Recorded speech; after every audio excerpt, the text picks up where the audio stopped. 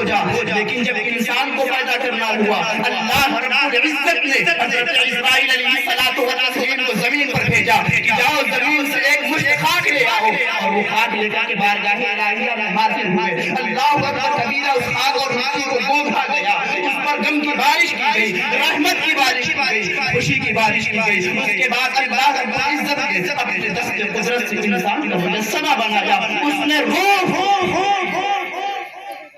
آسمان کو پیدا کرنا ہوا کون سے پیدا کیا, زمین کو پیدا کرنا ہوا کون سے, لیکن جب انسان کو پیدا کرنا ہوا اتنی ساری چیزیں. میں یہ بیان کر رہا تھا کہ اللہ رب العزت ہم لوگ جو ہے انسان کی عالم ارواح میں تھی. جب عالم ارواح میں تھی تو انسان یہ تصور کر رہا تھا, یہ فکر کر رہا تھا, یہ سوچ رہا تھا کہ مجھے ہمیشہ یہی رہنا ہے, اب یہاں سے کہیں نہیں جانا ہے, یہی میری زندگی گزر جائے گی. لیکن اللہ اکبر کبیرہ وہاں سے نکلتا ہے, صدر میں آتا ہے, باپ کے سر میں آتا ہے, وہاں سے منتقل ہوتا ہے, ماں کے پیٹ میں پہنچ جاتا ہے. اور جب ماں کے پیٹ میں انسان آتا ہے یہ یہاں آ کر کے تصور کرتا ہے یہی میری جگہ ہے, یہی مجھے ہمیشہ رہنا ہے, یہیں پہ رہنا ہے, اس سے آگے اور کہیں نہیں جانا ہے. اس کو ماں کے پیٹ سے اتنی محبت ہو جاتی ہے کہ اسی کو اپنا سب کچھ سمجھتا ہے. لیکن جب شکم مادر سے باہر اس دنیا میں آتا ہے اور دنیا کی رنگینیوں کو دیکھتا ہے, دنیا کے حسن کو دیکھتا ہے, کہتا ہے خامخواہ میں سوچتا تھا کہ مجھے دنیا ماں کے پیٹ میں رہنا ہے, دنیا تو مجھ سے بہتر ہے. اللہ اکبر کبیرہ. لہذا انسان دنیا میں اس طریقے سے محو ہو جاتا ہے, دنیا میں اس طریقے سے ڈوب جاتا ہے, آخرت کو بھول جاتا ہے. اب یہ تصور کرتا ہے کہ مجھے ہمیشہ دنیا میں رہنا ہے. اللہ اکبر کبیرہ. اس کا یہ تصور جو ہے اسے برباد کر کے رکھ دیتا ہے. اسی وجہ سے تو انسان ہر جگہ پریشان ہے, اسی وجہ سے ہر جگہ ذلیل ہو رہا ہے, ہر جگہ جگہ ہو رہا ہے. اس لیے کہ اللہ کے رسول نبی اکرم صلی اللہ علیہ وسلم کی حدیث مبارکہ ہے جسے ابو داؤد شریف کے اندر نقل کیا گیا ہے. اللہ کے نبی صلی اللہ علیہ وسلم صحابہ کے درمیان بیٹھے نبی اکرم صلی اللہ علیہ وسلم ارشاد فرماتے ہیں, وہ میرے صحابہ ایک دور ایسا آئے گا کہ غیر قومیں تمہارے اوپر ایسے جھپٹ پڑیں گے جیسے بھوکا دسترخوان کے اوپر جھپٹ پڑتا ہے. صحابہ نے عرض کیا یا رسول اللہ کیا اس وقت ہم کم ہوں گے, ہماری تعداد مختصر ہوگی, ہم مختصر لوگ ہوں گے؟ اللہ کے رسول نے فرمایا نہیں بلکہ تمہاری تعداد بہت زیادہ ہوگی, لیکن اللہ رب العزت تمہارے دل میں وہن ڈالے. صحابہ نے پوچھا یا رسول اللہ یہ وہن کیا ہے؟ اللہ کے نبی صلی اللہ علیہ وسلم نے فرمایا حب الدنیا وزینتہا, یہ دنیا کی محبت ہے اور موت سے نفرت ہے. تمہارے دل کے اندر دنیا کی محبت پیدا ہو جائے گی اور موت کو تم ناپسند کرو گے. اسی بنیاد پر ہر جگہ ذلیل ہوگے, ہر جگہ رسوا ہوگے. یہی تو ہے ہم دنیا سے محبت کر بیٹھے, آخرت کو ہم نے بھلا دیا, اس لیے تو ہر جگہ ہم رسوا ہو رہے ہیں, ہم ذلیل ہو رہے ہیں, ہمیں مارا جا رہا ہے, ہمیں کاٹا جا رہا ہے, ظالم زمرہ ہمارے اوپر مسلط کیے جا رہے ہیں, ہمارے ہاتھوں میں اللہ رب العزت ارشاد فرماتا ہے ان اللہ لا یغیر ما بقوم حتى یغیروا ما بانفسہم. اللہ رب العزت کسی قوم پر اس وقت تک ظالم بادشاہ مسلط نہیں کرتا جب تک کہ وہ قوم کو ایسے ہم نے اسباب پیدا کیے کہ آج ہمارے اوپر جو ظالم مسلط کیے جا رہے ہیں. اے انسان, آج تم دنیا کو جو سب کچھ سمجھ رہے ہو, جب قبر میں جاؤ گے تو قبر کو قبر سے اچھا پاؤ گے اور تب سوچو گے خام دنیا تو سب سمجھ رہا تھا, قبر تو اس سے بہتر ہے. قبر کیا ہے؟ اللہ کے رسول صلی اللہ علیہ وسلم نے ارشاد فرمایا روضۃ من ریاض الجنہ, یہ جنت کے باغوں میں سے ایک باغ. اللہ رب العزت قرآن مقدس کے اندر ارشاد فرماتا ہے یعظم شعائر اللہ فانھا تحمی القلوب, اللہ کی نشانیوں کی تعظیم کرو اس لیے یہ دلوں کی پرہیزگاری, دلوں کا تقویٰ. قبر یہ اللہ کی نشانیاں ہیں. آپ اگر پوچھیں کہ اللہ کی نشانی جیسے اللہ رب العزت نے قرآن مقدس کے اندر ارشاد فرمایا ان الصفا والمروہ من شعائر اللہ, یہ بے شک صفا اور مروہ یہ دونوں پہاڑیاں اللہ کی نشانیوں میں سے ہیں. اللہ اکبر کبیرہ. یہ صفا اور مروہ کی پہاڑی یہ پتھر اللہ کی نشانی کیسے ہوئی؟ اس کی وجہ یہ کہ حضرت حاجرہ سلام اللہ علیہا نے اپنے قدم ناز سے اس پتھر کو روک دیا تھا. اس پتھر کے اوپر, اس پہاڑ کے اوپر حضرت حاجرہ سلام اللہ علیہا کا قدم ناز پڑا تو اللہ کی نشانی ہو گئی. تو وہ قبر کیوں نہ اللہ کی نشانی ہو جس قبر کے اندر قدم مبارکہ پڑا. سبحان اللہ سبحان اللہ میں جاتا ہے نبی آدم کی تشریف آوری ہے, مومن کی قبر میں آتا تشریف آوری ہے. نعرہ تکبیر, نعرہ رسالت,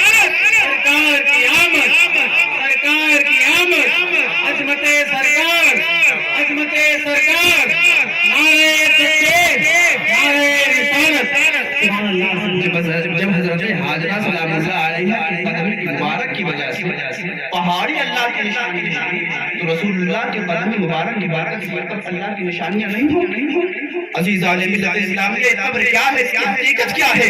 اللہ کے رسول صلی اللہ علیہ وسلم ارشاد فرماتے ہیں، صحیح ستہ کی اکثر کتابوں میں حدیث موجود ہے، اللہ کے نبی صلی اللہ علیہ وسلم ارشاد فرماتے ہیں جب لوگ مردے کو قبرستان میں لٹا کر کے چلے جاتے ہیں تو فرشتے آتے ہیں سوال کرتے ہیں۔ اسی روایت میں ایک سوال کا تذکرہ ملتا ہے، کسی میں دو کا تذکرہ ملتا ہے، اکثر روایات میں تین سوالات کا تذکرہ ملتا ہے، لیکن ہر ایک روایت میں یہ سوال ضرور ملتا ہے، ما کنت تقول فی حق هذا الرجل، اس شخص کے بارے میں تیرا کیا خیال ہے؟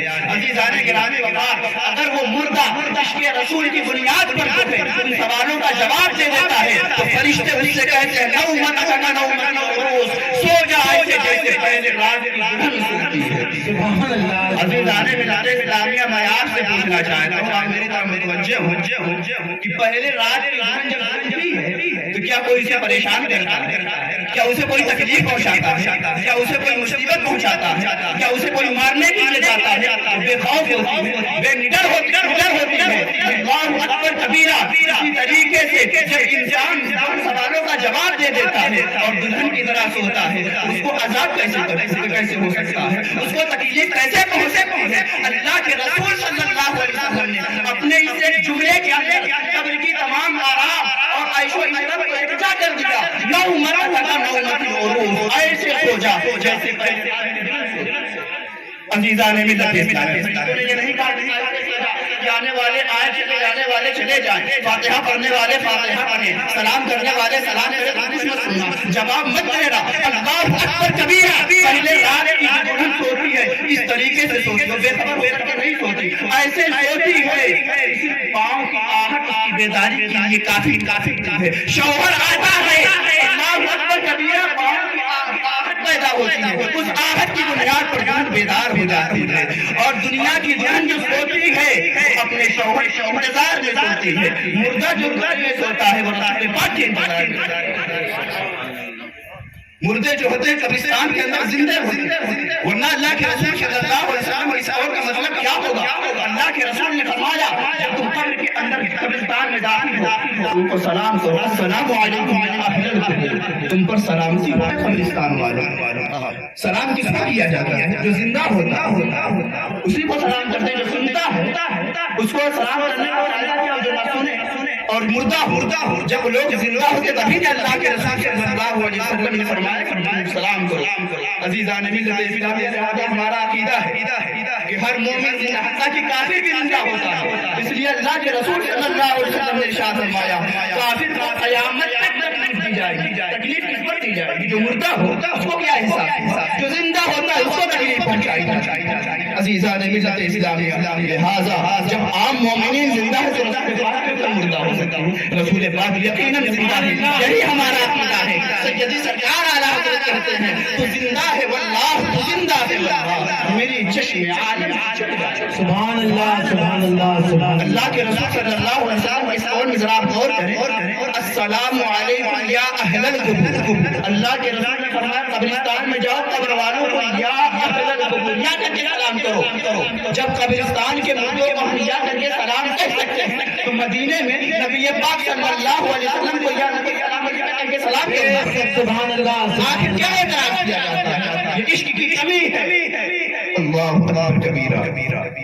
موت ایک موت جو ہے مومن کے لیے تحفہ ہے، قبر آرام کی جگہ ہے، لیکن جو یہ بیان کیا جاتا ہے موت کے بعد انسان کو بڑی تکلیف ہوتی ہے، قبر مردے کو دباتی ہے، یہ ساری چیزیں بھی حق ہے، یہ تو اعمال پر ڈیپینڈ کرتا ہے، جس کا اعمال اگر جس کے اعمال صحیح ہوں گے اس کو موت کے وقت بھی راحت نصیب ہوگی، قبر میں بھی راحت نصیب ہوگی۔ اللہ اکبر کبیرہ، جو ساری چیزیں بیان کی جاتی ہے کہ موت کے وقت انسان کو تکلیف پہنچی ہے، یہ حق ہے۔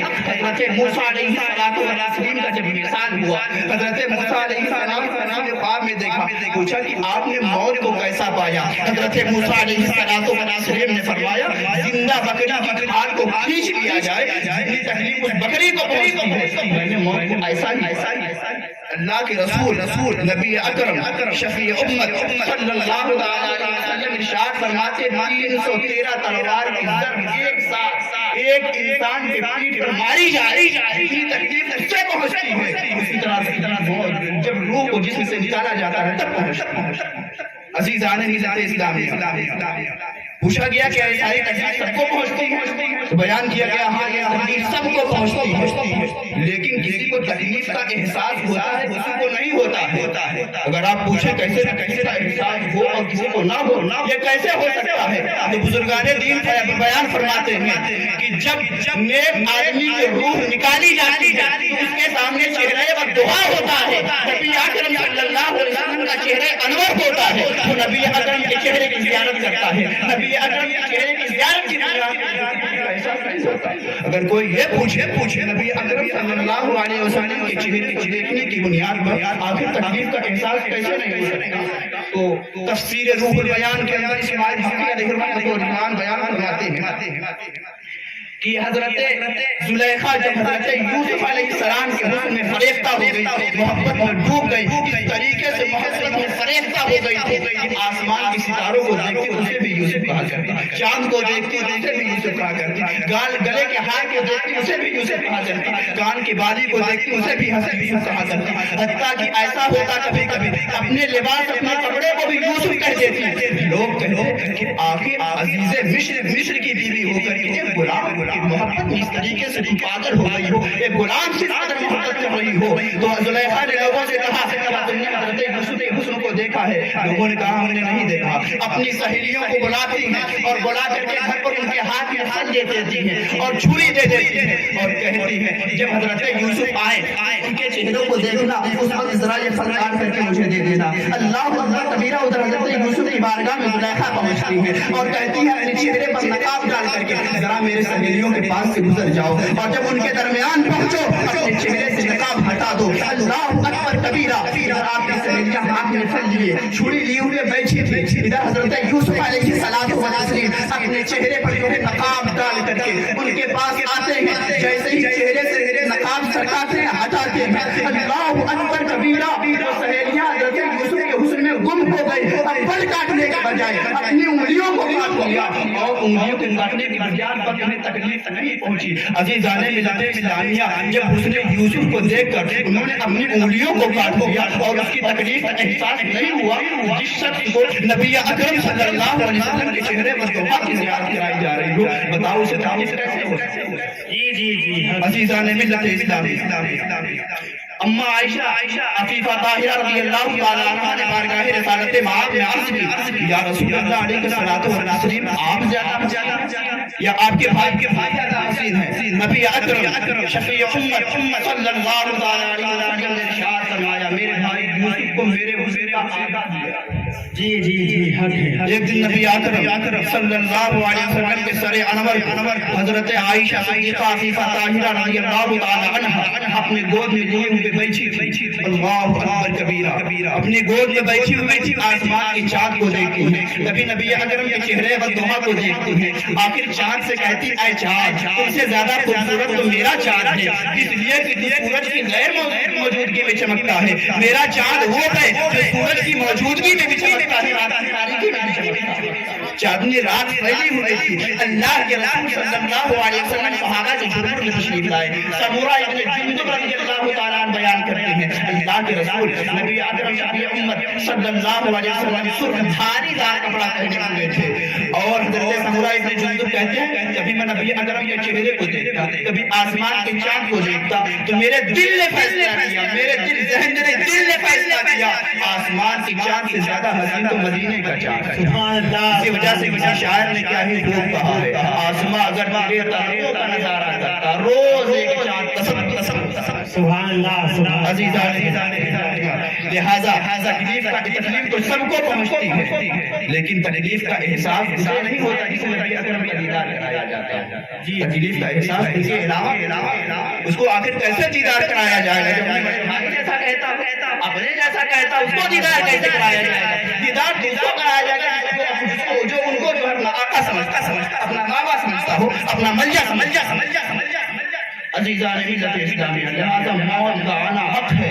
اللہ رب العزت جو یہ ہمیں زندگی عطا کی ہے، دنیاوی زندگی یہ اس لیے عطا کی ہے تاکہ ہم اس میں آخرت کو بہتر آخرت کو بہتر بنانے کے لیے اللہ رب العزت نے ہمیں جو ہے یہ دنیاوی زندگی مرحمت فرمائی.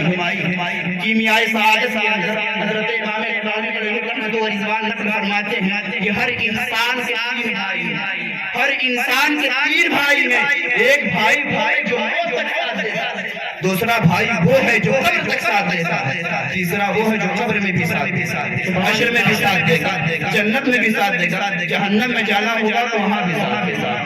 اللہ کے رسول کا یہ قول نقل کرتے ہیں. اللہ کے رسول صلی اللہ علیہ وسلم نے فرمایا کہ وہ بھائی جو موت تک ساتھ دیتا ہے وہ بھائی اس کی مال ہے, اس کی دولتیں ہیں, اس کی اونچی عمارتیں ہیں, اس کی کار ہے, اللہ اس کا دولت کا انبار ہے, دولت کا ذخیرہ ہے. اس لیے کہ انسان کی روح جیسے ہی جسم سے جدا ہوتی ہے مال یہ بھی رہ جاتا ہے, اس کا کوئی نہیں پہنچتا. اس مال کا فائدہ پہنچتا ہے جو راہ خدا میں لٹا دیا گیا ہو, مسکینوں کو دے دیا گیا ہو, یتیموں میں لٹا دیا گیا ہو. لہذا اپنی دولتوں کا انبار لگانے کے بجائے کچھ دولتیں راہ خدا میں بھی لٹا دیا کرو. کہیں تعمیر ہو اس میں دیا کرو, مدرسوں کی تعمیر ہو رہی ہے اس میں دیا کرو. کوئی یتیم راستے میں مل جائے اسے دے دو, کوئی بیوہ نظر آئے اسے دے دو. جب ان لوگوں کو تم اپنی دولتیں تقسیم کرو گے ان دولتوں کا فائدہ تمہیں دنیا میں بھی آخرت میں بھی ہوگا. اللہ رب العزت ارشاد فرماتا ہے من جاء بالحسنۃ فلہ عشر امثالها. میری راہ میں ایک دو اس کا 10 بنے. اگر آپ کو بظاہر دنیا میں اس کا فائدہ نظر نہ آئے تو قیامت کے باہر حال رہے گا. اللہ رب العزت نے قیامت کو اسی لیے قائم بھی کیا ہے وہاں پر بدلہ دیا ہے. انما توفون اجورکم یوم القیامہ. اللہ رب العزت تمہارے اعمال کا بدلہ قیامت پورا دے. اللہ رب العزت نے قیامت کو برپا اسی لیے کیا ہے تاکہ تمہارے اعمال کا بدلہ دے دیا جائے. لہٰذا خدا را کچھ تو قیامت کی تیاری کر, آخرت کے لیے کچھ زیادہ توشہ بھی تیار کر تاکہ وہ تمہیں قبر میں بھی کام آئے. رب ذوالجلال کی بارگاہ میں دعا ہے اللہ جل مشرف قریب ہمیں ایک عمل کی توفیق عطا فرمائے, آخرت کو بہتر بنانے کے لیے دنیا میں نیک عمل کرنے کی توفیق رفیق نصیب فرمائے. آخر دعوانا الحمد للہ رب العالمین.